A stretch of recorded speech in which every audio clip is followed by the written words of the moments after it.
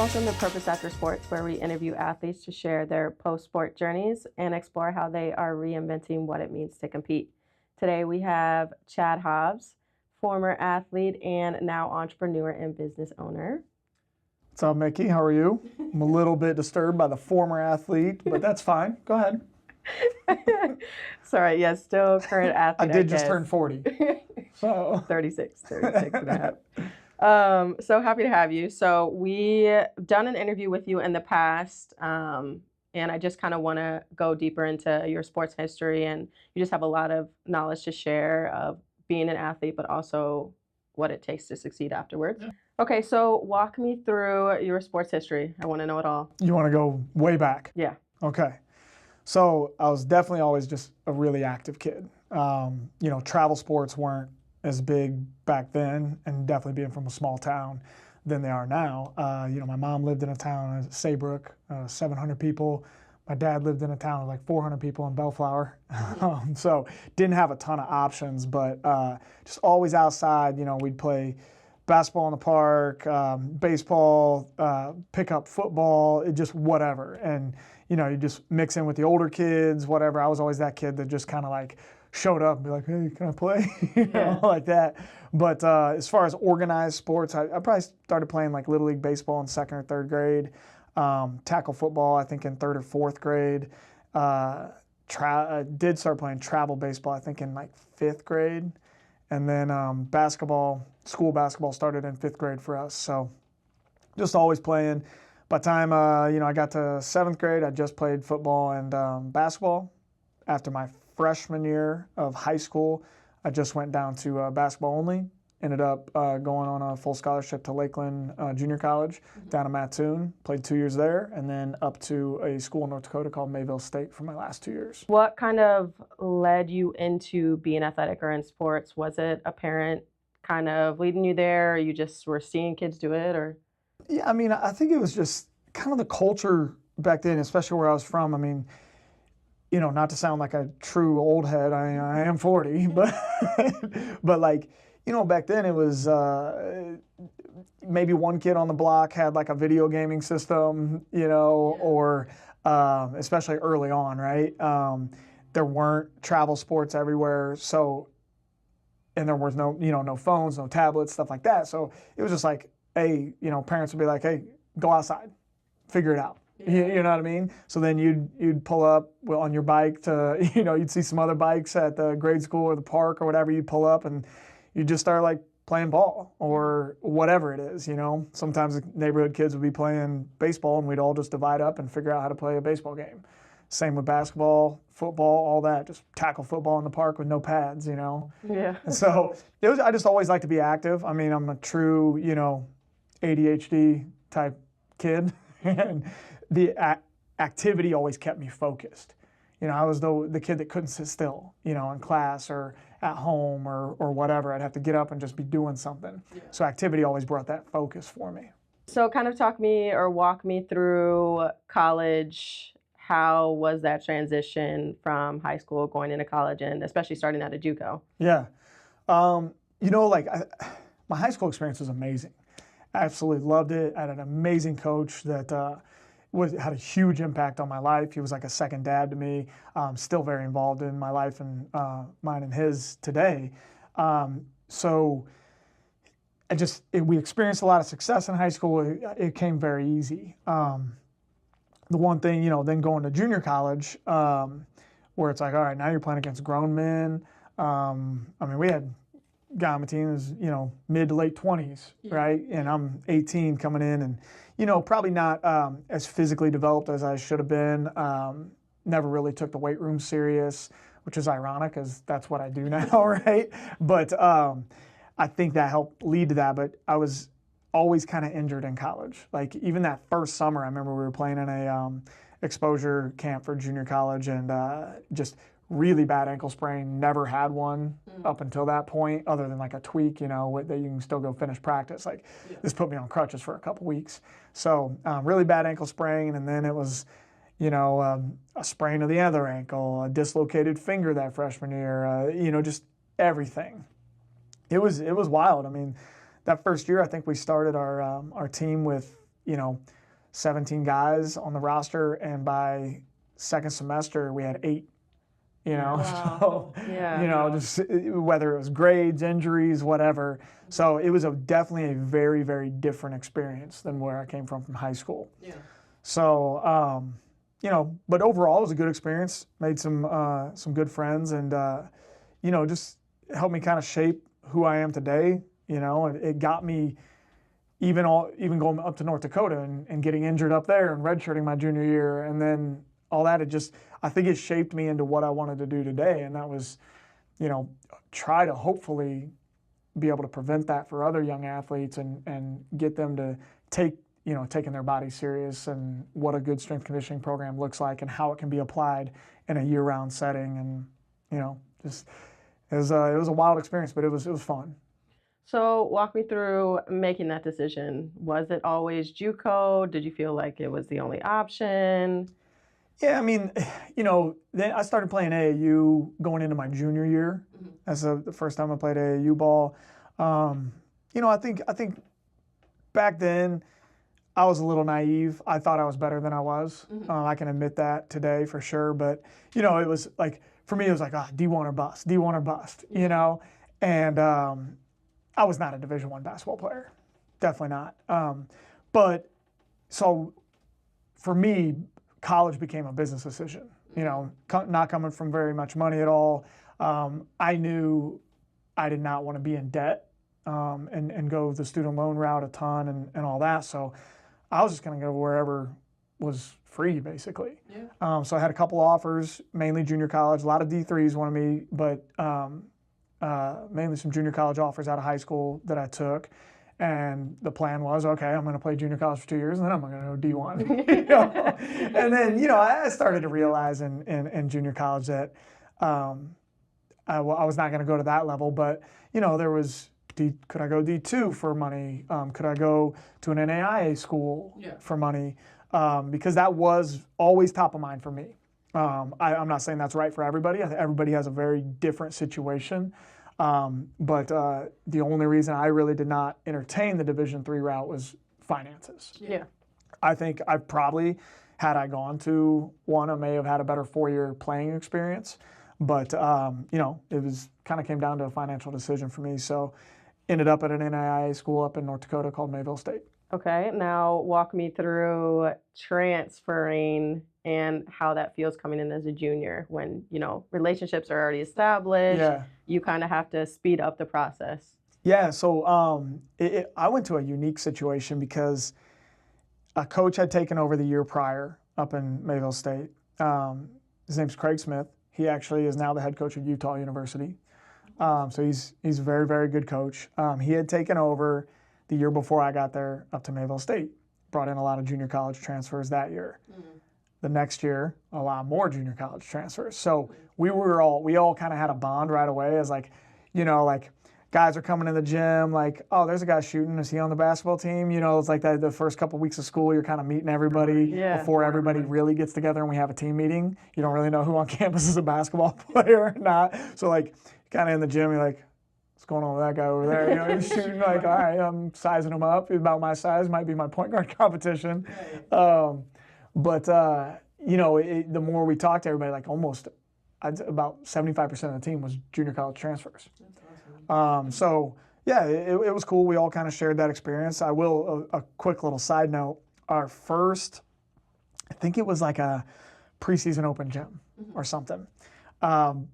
But almost everybody was wearing their former college jersey. And coach came in to kind of it wasn't an official practice or anything, but he came in and saw that. And he set the tone real quick. Yeah. Made us all take those off. It was like, hey, this is where I'm, going to keep it PC here. Yeah. But this is where, you are now. That is over with. We're a team here. All that, and that's the G-rated version of that. I'm sure it didn't happen again. Yeah. Okay, so after college, kind of walk me through where junior, senior year, what's your plan? What are you thinking? What is life after sports looking like at that point? Okay, so junior, senior year. Junior year is when I got hurt and ended up redshirting, pulled a hamstring in preseason, or strained one, then had a full-on pull, trying to come back a little too early, led to a back injury, redshirted. Yeah. At that point in my mind, all I'd been thinking about my whole life was like, can I just continue to play basketball my whole life, or as long as I can? Right. So could I end up overseas at some point and all that? In my junior year, I was still kind of thinking that way, but like it was starting to set in that it might not happen, and just not coming back correctly, not taking my rehab as serious as I should, especially over that summer. Got a job that kind of distracted me going into that senior year. I kind of went up a little bit of a chip on my shoulder being a incoming senior, thinking it was kind of going to be easy and somewhat handed to me. Yeah. I definitely didn't have the greatest attitude going into that senior year, but looking back, like I was nowhere, I just wasn't the player I thought I was in my mind. So that was an adjustment. But yeah, that senior year really settled in that, all right, I don't think basketball's on the table. I always thought, okay, then maybe I'd coach, and I was just kind of starting to get a little sour to it, just given my situation at that time. But I was an exercise science major, and I didn't enjoy, the process of learning more about the body and how to lift correctly and all that. And as I started diving into that more, it was something I really took to. You do some of your practicals, and you get to train some people, and I thought, that was something I was really starting to get into. Yeah. So after school, worked at the Ozarks just as a kind of a get something like a job down there for about 3-4 months. And then in September of 2007 is when I started as a personal trainer at Gold's Gym. Wow. Okay. And how did you land that position? Was it word of mouth? You just saw an ad, or how did that word of mouth. Actually, someone my mom knew reached out to her because they knew I was maybe trying to get in the field, and I was still down at the Ozarks at that time, but they were having like an incoming new class of trainers that they were going to train up, and they had a consulting firm then bringing in trainers and training us up on a system of how to train and all that. And it was a great way to get started. It really was. Yeah. I mean, looking back, like some of the information isn't stuff that I would teach today, but like, it was a great way to get started, get in front of people and just learn how to sell your services for training, work, telling you, like you go to a big gym like that and you got to do like floor hours where you just got to walk up to people and see if they're interested in trying something you were recommending, when these are just people trying to get their workout in and go about their life. So, I thought that was a really good experience, as awkward as it was, like doing things like that. I thought it was a good experience to kind of craft how I could talk with people and try to relate with what they were doing. But, starting as a personal trainer, then I was also working at a car dealership and a chiropractor's office. And then once I got enough clients, I was able to give up working at the car dealership, and I was working at the chiropractor's office in PT, personal training. And then once I got enough clients, personal training, to give the chiropractor's office up, what I was doing there, I just focused on personal training at that time. And then opened CrossFit Bloomington Normal in 2009. So I worked as a personal trainer for 18 months from 2007, about halfway through 2007 to 2009, and then September of 2009 we officially opened CrossFit Bloomington Normal. Wow. Yeah, which is now the factory today. It no longer exists as the factory and the athlete factory now, but yeah. Yeah, we love it. Okay, so walk me through becoming an entrepreneur. Wasn't it overnight? Was it the stereotypical all in? How did that process go? Yeah. So I come from a family of entrepreneurs, different varying levels of success, but my dad has 10 brothers and 2 sisters, and that's just on my dad's side. But so I'm like one of 45 first cousins on that side. I'm actually the youngest of the first cousins on my dad's side. But all 10 brothers at one point, I believe, owned their own business at some point in their life. And if their business didn't work out, then they go work for another brother's business, or something like that. So it was a cool upbringing, and seeing that stuff. But it didn't take me long being in the real world of work to know that I wanted to run my own thing. Yeah. When we dove in, it was 3 of us originally. It was just all in. you know, for me, I lived off $1,000 a month for I think a couple years. And that was just basically because I had brought one personal train. I maintained doing one personal training client. And so one or two, I believe, that, you know, totaled, you know, maybe $600 to $700 a month. And then I was able to like maybe pull 300 from the business as a whole. But for about, 2 years, I think I lived off about $1,000 a month. We grinded, like, for real. It was, you know, one of the other guys was a fireman at the time, and so he'd work 24 on, 48 off hours.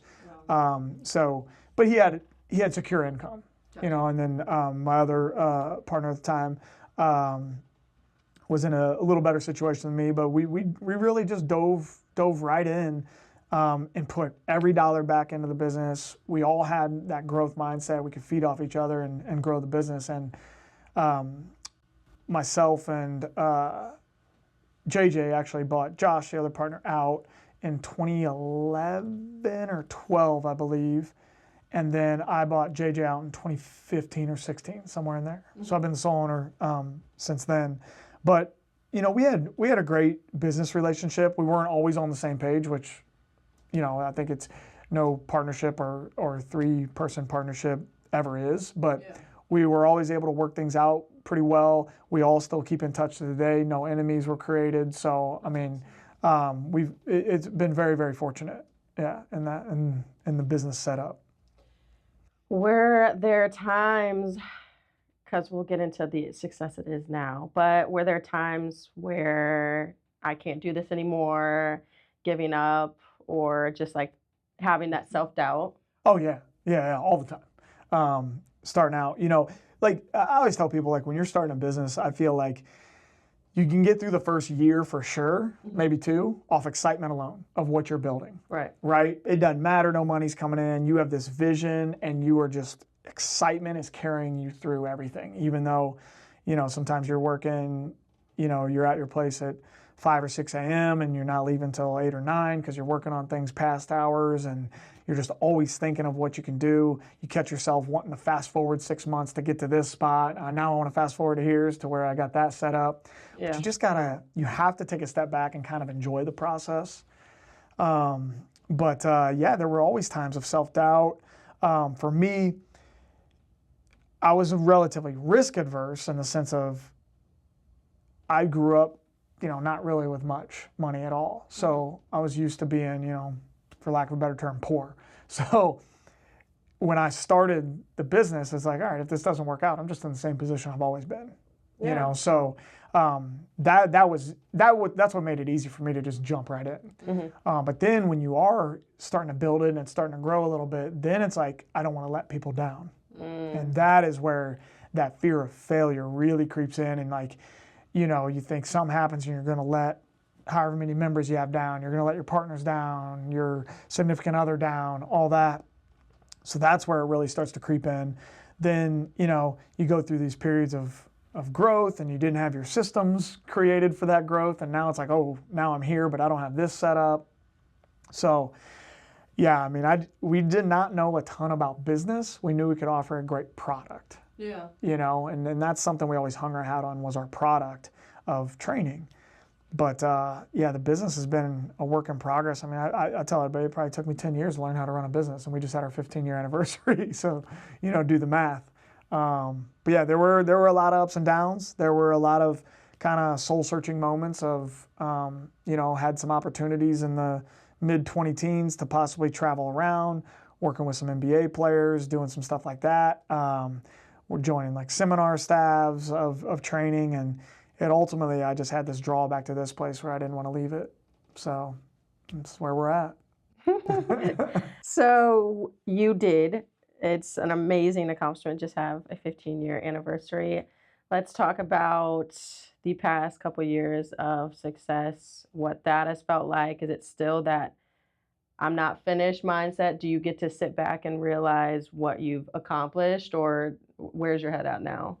I mean, that's one thing I've had to really learn, was to cut myself some slack sometimes and look at what this has grown into and be proud of that, and not I'm going to choose my words wisely here, because I don't think there's anything wrong with the what's next mentality, but not always living in that, because, constantly moving the goalpost of, I'll be happy when I get this. I'll be happy when I'm here. And then when you get there, you say, what's next? And now you didn't even take a second to be like, oh, this was a good goal achievement. Exactly. Let me it's not to get complacent, but it is also to reward your hard work and effort and all that. So cutting yourself some slack is key at times, but not always constantly moving the goalpost. Also, I try to do a lot of stepping back now and looking at it from a bird's eye view of, are we happy with where we're at? And if you're happy with where you're at, that doesn't mean you have to be complacent with it. It's just, all right, now let's enhance it even further. Okay, do we have to do all these new, crazy, innovative ideas, or can we just make some little improvements here and there and stuff? Can we make things run a little more efficiently? Can we give people a little bit better of an experience? Yeah. So that's kind of where I'm at now. And I'm not saying we're not going to be in massive growth mode at any time or ever, possibly think about another location, which I'm not. Okay, let me put that on record. I'm not right now. But, I'm not ever going to say. I always said I'd never be interested in buying the building, and we bought the building in March of 23.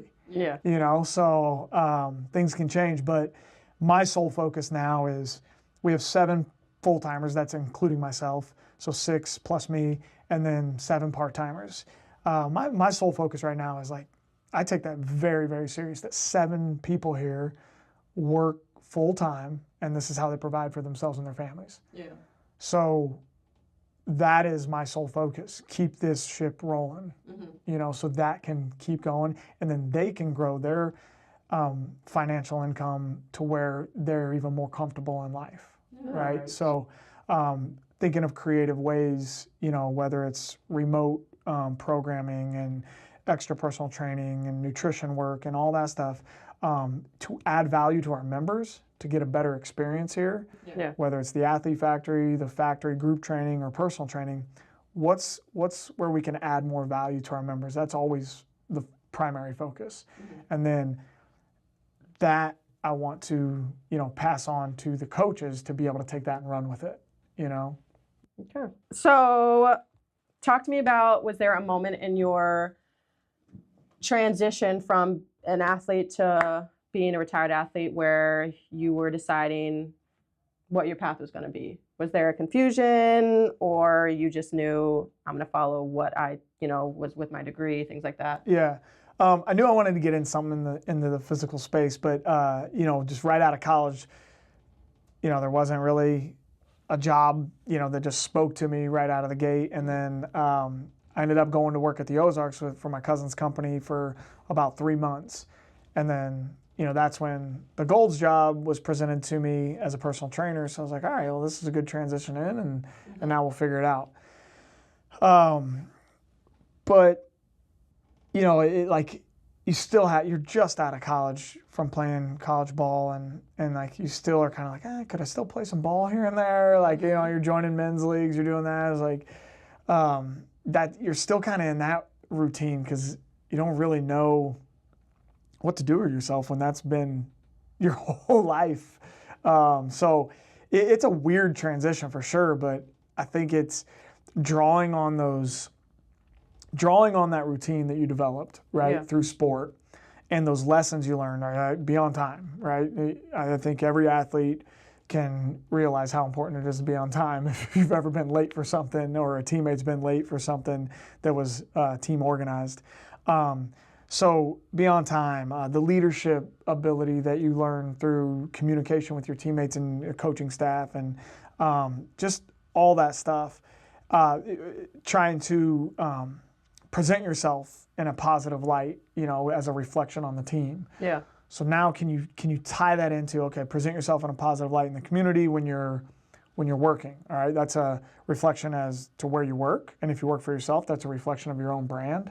So if you're out, not being a positive person and, cussing out your waitress because the food took too long, that looks bad on you as a person and your own brand and all that. So who's going to come, take you serious if you're trying to sell them something, right? Right. So I think you can learn a lot from that, but the transition is definitely very, very tough. It's just finding new routine from what a routine was for so long. And that's the hardest part, right? So it takes a lot of effort. It's not just going to fall into your lap.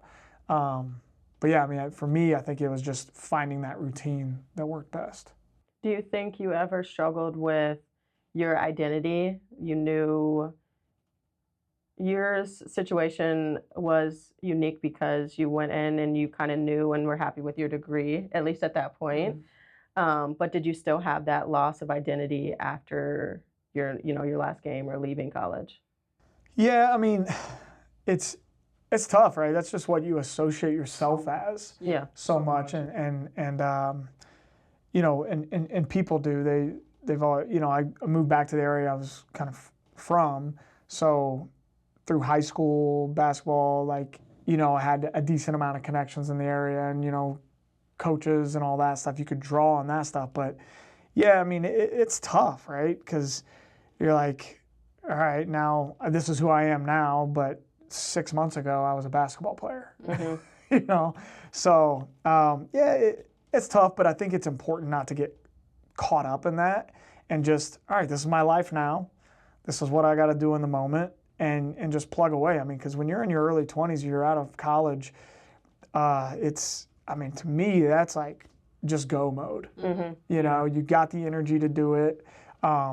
Say yes to a lot of stuff, figure it out, try a lot of things, fail a lot, but fail fast and move on. And not dwell in stuff, and just go.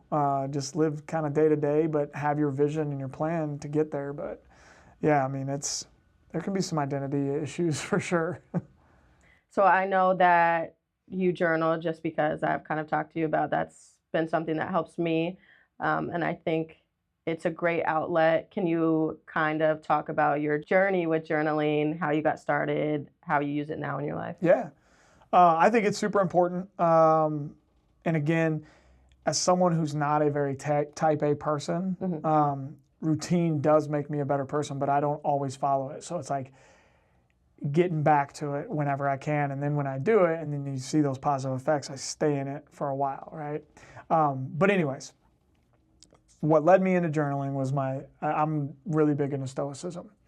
So Ryan Holiday is my favorite author, writes a lot of books on Stoicism, one of the, currently probably one of the best scholars of that topic. And it's really just, you can't control what happens to you, but you can control your reactions to what happened to you. That's like it in a nutshell. It's not just not showing emotion, it's being able to process your emotions and then move forward. So that mindset and all the readings I've done on that has really helped me just stay more focused, become a better person, which has also helped me become a better business owner and professional. But the icing on the cake was then when I started journaling, because I like to start my journaling process with kind of a daily planner first. So I like to go first, write out what I'm doing that day. Then I like to do some form of like gratitude in the morning, like what I'm grateful for. And it doesn't have to be anything like wildly profound. It can be like just coming off of the winter and it's the first awesome spring day, and I might say that, and then other days it is maybe super profound. Then off to the side, I might write some thoughts for the day, or some thoughts for where I've been and what I'm working towards, and just putting that on paper. And then sometimes just allowing some white space to just write out an emotion or write out a thought I had. I realize like a lot of times, like having just thoughts going through your mind nonstop, and the type of person I am, it's important to get some out, put it on paper, look at it, and then be like, all right, I might expand on that. And then before you know it, you have this big whiteboard session, and now it becomes a thing you're actually doing in your business or whatever. So I think I like to carry mine around with me. I carry it to the office. I carry it back home at night. I mean, it's kind of a part of me for sure. Yeah, I think that was one of the huge things for me too, is I don't like to say things out loud. And so it was a way for me to start to just put it there. And even if I didn't want to look at it again, it was just like, at least it's somewhere. Yeah. And just slowly kind of letting it go. So. Yeah. I mean, there's been some where I've gotten like super deep, and then I'm like, I let that sit for a while. I'm like, I don't really want to say it. So then I just like scribble it out to where you can. Like, all right, I got that out. I got that out. Don't need that. Just tear that page out and just throw it away. Yeah. Glad we got that out of the way. Yeah. And I just want to end on some advice or tips that you would give. What would be something, if you had the chance to, you would share with former athletes? I think we kind of touched on it a little bit before, but don't attach yourself to that forever. Mm-hmm. Draw on those experiences, learn from them. If you're in sport now, in college, and you're starting to think along these lines of what am I going to do afterwards, enjoy where you're at. Don't start freaking out. Yeah. But I mean, I'm so big on athletics, and now having a weight room for athletes, that you can learn so many life lessons and physical activity with that. Mm-hmm. Whether you're part of a team, in the weight room, like, all right, you got to get out from under a heavy squat. That's a pretty good metaphor for life when things are rough, right? Yeah. Can you get through this moment and not quit, right? So I think just that resiliency is everything. Like the journaling is key because it can get those thoughts out and help you process things a little bit better. But whatever your process is to navigate things, just try to enhance it, move forward, and just take it one day at a time. Don't be so overwhelmed by where am I going to be when I'm 30? Where am I going to be when I'm 40? Right. Take it one day at a time. But yeah, have your plan, have your vision, but try not to take yourself and life too serious. Like, have a sense of humor, joke. Like, again, that whole moving the goalpost thing, I'm so big on, like, when I look back at my career, I was always happy. Like, even in the crazy times, mm-hmm. like, I could always find, especially with my wife now, she's been with it from the start of the gym. So we could always find time to laugh and joke about things, even when times were super tough. She's in grad school. I'm not making any money. We have 4 people living in a 2-bedroom apartment.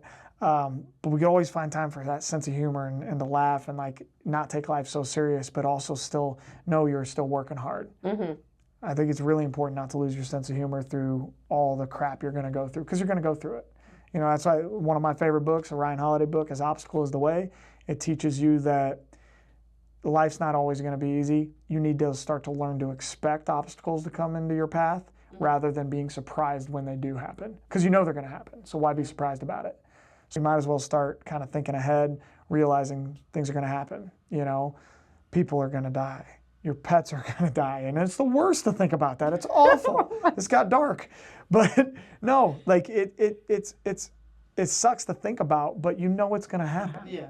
Right? So how are you going to react when it does? So, just doing things like that, understanding that life's not always going to be perfect, but you guys got to keep pushing forward. Try not to lose your sense of humor in the process. Let's go. I love that. Yeah. Thank you so much for coming on again. Yeah, thanks for having me. Yeah, it's a full circle moment. Uh-huh. So do you guys know, I was a youngin', came in the gym. And, senior year, right? You came in your senior year? Yeah, going into college. And it's just a great mentor and friend if you ever get a chance to meet him. So good man. But yeah, thank you so much for helping me in my journey and helping all the athletes that you do. Appreciate it.